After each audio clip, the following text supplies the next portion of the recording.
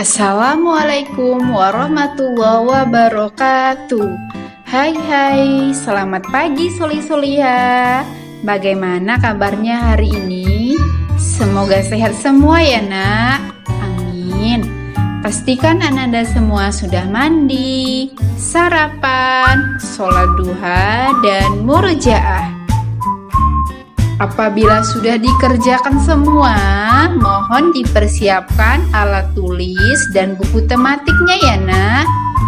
Baiklah, sebelum pembelajaran dimulai, terlebih dahulu kita berdoa ya. Berdoa dimulai.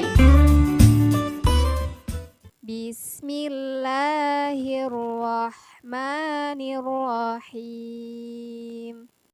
Raditu billahi rabba wa bil islami dina wa bi muhammadin nabiyyan wa rasula rabbi zidni ilma warzuqni fahma amin.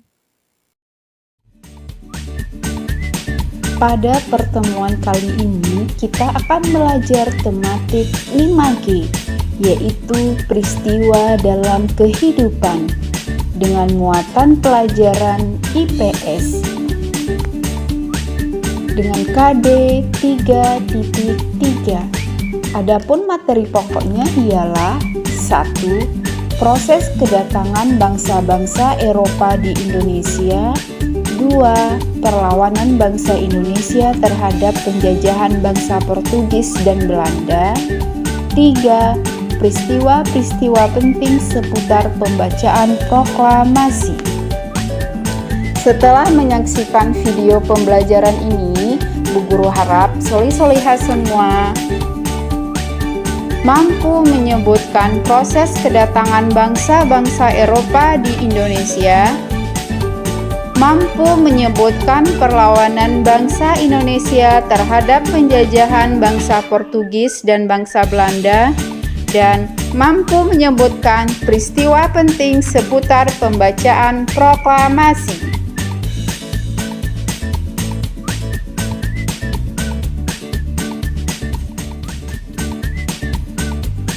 Ada berbagai peristiwa dalam hidup kita. Ada peristiwa yang dialami oleh diri sendiri, peristiwa yang dialami oleh keluarga, peristiwa yang dialami oleh masyarakat, maupun peristiwa yang dialami oleh bangsa dan negara.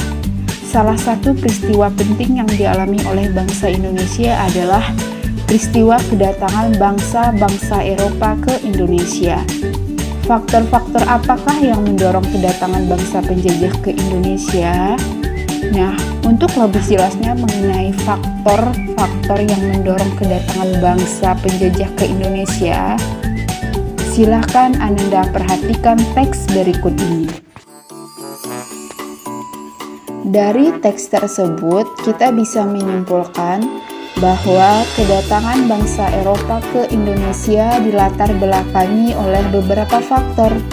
Faktor utamanya itu ialah peristiwa direbutnya Konstantinopel atau kini menjadi negara Turki ke tangan Kesultanan Turki Ottoman pada tahun 1453. Konstantinopel merupakan ibu kota dari Kekaisaran Romawi. Kota tersebut merupakan pusat perdagangan internasional bagi masyarakat Eropa. Nah, selain jatuhnya Konstantinopel, serangkaian penemuan teknologi pelayaran juga merupakan faktor penting bagi bangsa-bangsa Eropa untuk berlayar menuju Kepulauan Nusantara. Selain itu, semangat dan dorongan untuk mendapatkan kekayaan, meraih kejayaan, dan menyebarkan agama ikut mendorong kedatangan bangsa-bangsa barat ke Indonesia. Sebagai pusat perdagangan internasional bagi bangsa Eropa, barang dagangan utama yang diperdagangkan di Konstantinopel adalah rempah-rempah. Pada masa itu, rempah-rempah sama berharganya dengan emas. Rempah-rempah sangat berharga dan mahal karena dibutuhkan untuk perawatan kecantikan, obat-obatan, dan bahan ritual dalam upacara keagamaan. Selain itu, harganya mahal karena rempah-rempah diperoleh dari negara-negara di benua Asia dan Amerika yang letaknya jauh dari benua Eropa. Adapun bangsa Eropa yang pertama kali mencapai Kepulauan Nusantara ialah bangsa Portugis. Bagaimana soleh-soleha? Sudah paham ya tentang proses kedatangan bangsa-bangsa Eropa di Indonesia? Nah, kalau sudah, kita lanjutkan materi selanjutnya ya, Nak. Kedatangan bangsa Portugis dan Belanda ke Indonesia dalam memonopoli sumber daya alam dan sumber daya manusia Indonesia memicu perlawanan-perlawanan dari kerajaan-kerajaan Nusantara. Berikut ini perlawanan-perlawanan terhadap penjajahan bangsa Portugis dan Belanda di Indonesia.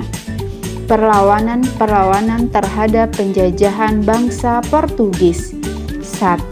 Perlawanan Kesultanan Ternate, yaitu awal perjuangan rakyat Ternate menentang Portugis dimulai di bawah pimpinan Sultan Hairun pada tahun 1534 sampai 1570.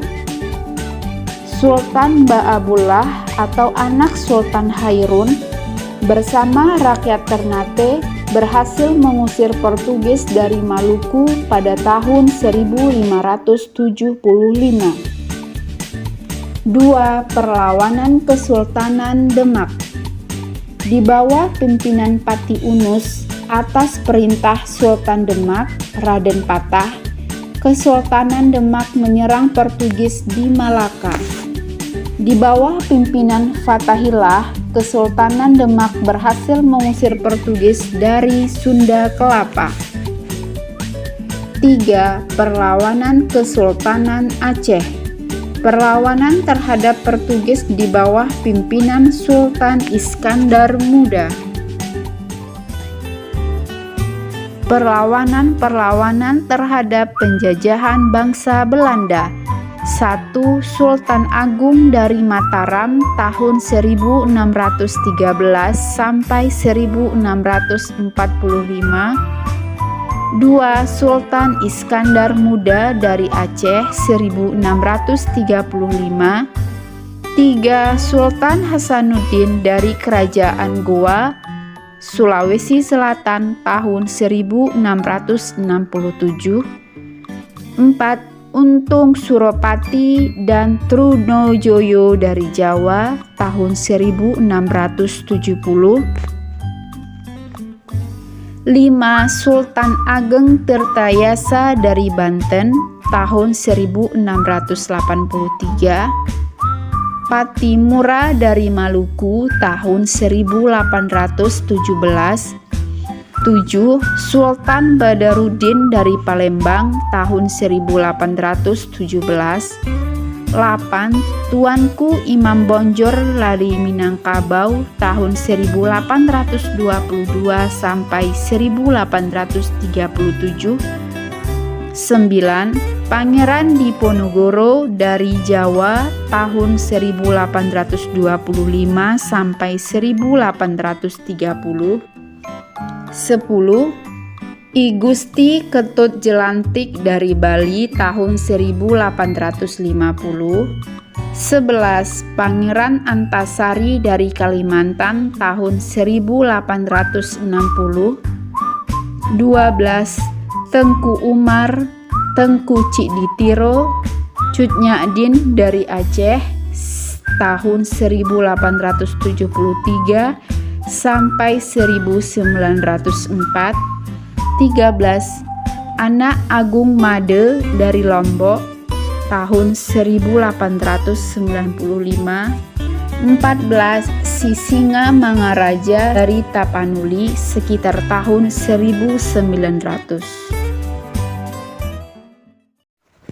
Berbagai perlawanan terhadap penjajahan bangsa Portugis dan Belanda di berbagai daerah banyak mengalami kegagalan. Salah satu sebabnya adalah perlawanan yang dilakukan masih bersifat kedaerahan. Misalnya, suatu daerah atau kerajaan sedang melakukan perlawanan dengan penjajah. Daerah lain memilih tidak terlibat, kecuali diminta bantuannya untuk menjadi sekutu. Perlawanan yang dilakukan sendiri-sendiri tersebut menyebabkan rakyat Indonesia mudah diadu domba dan dipecah belah oleh penjajah.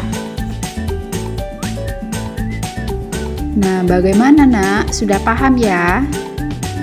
Oke, baiklah kita lanjut ya materi selanjutnya. Kemerdekaan yang diperoleh oleh bangsa Indonesia diperoleh dari hasil kerja keras para pejuang. Kemerdekaan Indonesia berkaitan erat dengan peristiwa proklamasi. Proklamasi merupakan pernyataan yang mengungkapkan bahwa bangsa Indonesia telah merdeka. Peristiwa proklamasi berhubungan erat dengan tokoh-tokoh pencetus kemerdekaan. Soekarno dan Muhammad Hatta adalah dua tokoh di antara sekian banyak tokoh proklamasi. Sebelum proklamasi kemerdekaan Republik Indonesia dilaksanakan, beberapa peristiwa yang dilakukan. Salah satunya adalah pembentukan BPUPKI. Ada yang tahu apa itu BPUPKI? Nah, untuk lebih tahu mengenai tentang BPUPKI, silakan Ananda baca teks narasi berikut ini. Dari teks narasi tersebut, Bu Guru akan menyimpulkan mengenai BPUPKI. BPUPKI kepanjangannya ialah Badan Penyelidik Usaha-Usaha Persiapan Kemerdekaan Indonesia, atau dalam bahasa Jepangnya ialah Dokuritsu Jumbi Kosakai. BPUPKI dibentuk pada tanggal 1 Maret 1945 dengan tujuan ialah untuk mempelajari dan menyelidiki hal-hal yang dibutuhkan bagi pembentukan sebuah negara. BPUPKI diketuai oleh Dr. Rajiman Widyodiningrat dan wakilnya ialah Raden Panji Suroso. Saat itu jumlah anggota BPUPKI berjumlah 63 orang. Nah, setelah pembentukannya, BPUPKI segera membentuk Panitia 9 yang diketuai oleh Insinyur Soekarno. Dalam rapatnya yang diselenggarakan pada tanggal 29 Mei sampai 1 Juni 1945, Panitia 9 berusaha merumuskan dasar negara Indonesia. Setelah 2 hari lamanya merundingkan nilai-nilai yang harus dituangkan dalam dasar negara Indonesia, akhirnya pada tanggal 1 Juni, Soekarno mengusulkan nama bagi dasar negara Indonesia yaitu Pancasila. Adapun 5 dasar yang diusulkan Bung Karno adalah 1. Kebangsaan Indonesia, 2. Internasionalisme atau kemanusiaan, 3. Mufakat atau demokrasi, 4. Kesejahteraan sosial, 5. Ketuhanan yang Maha Esa.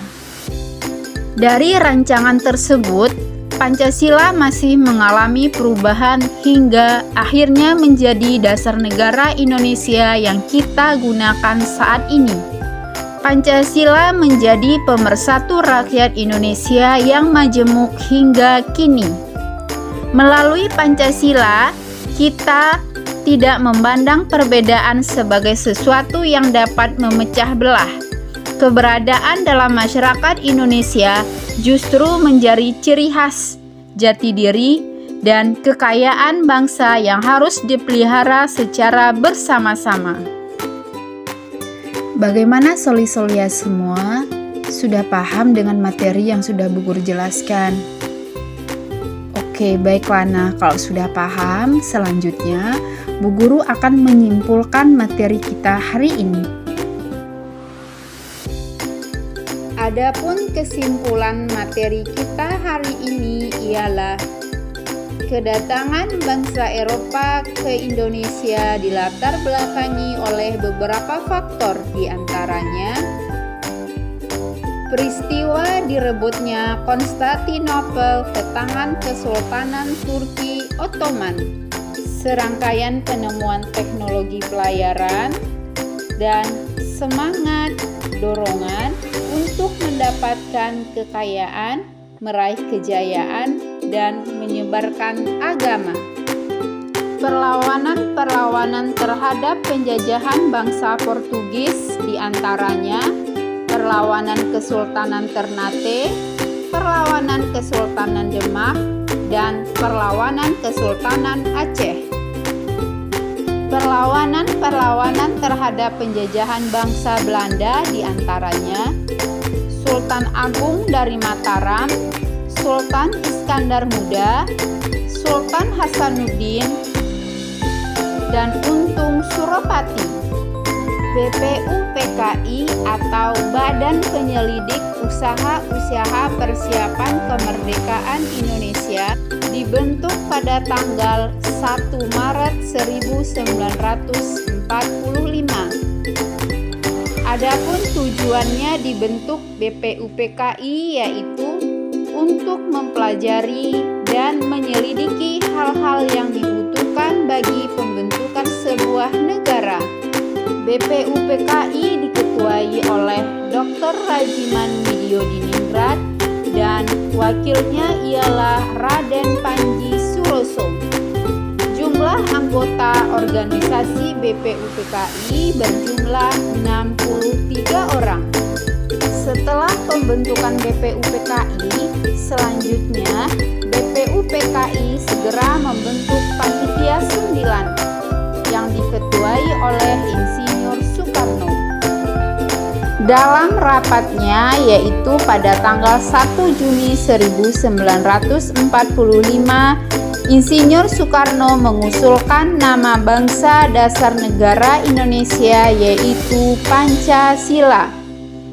5 dasar yang diusulkan Bung Karno adalah kebangsaan Indonesia, internasionalisme atau kemanusiaan, mufakat atau demokrasi, kesejahteraan sosial, dan ketuhanan yang Maha Esa. Selanjutnya untuk tugas, silakan Ananda buka buku tematik 5G halaman 4, nomor 1, 2, dan 3. Tugasnya dikerjakan di buku latihan ya nak. Setelah selesai, tugasnya difoto dan kirim ke WA Bu Guru ya Soleh-Soleha. Bu Guru tunggu sampai pukul 17.00. Terima kasih Soleh-Soleha, selamat mengerjakan. Alhamdulillahirabbil alamin. Pembelajaran hari ini telah selesai. Bu Guru harap Soleh-Soleha semua paham ya dengan materi dan tugas yang Bu Guru berikan. Bu Guru mengingatkan, sholat 5 waktunya tetap dijaga ya nak. Mengaji, murojaah, dan membantu orang tua. Bu Guru akhiri, wassalamualaikum warahmatullahi wabarakatuh.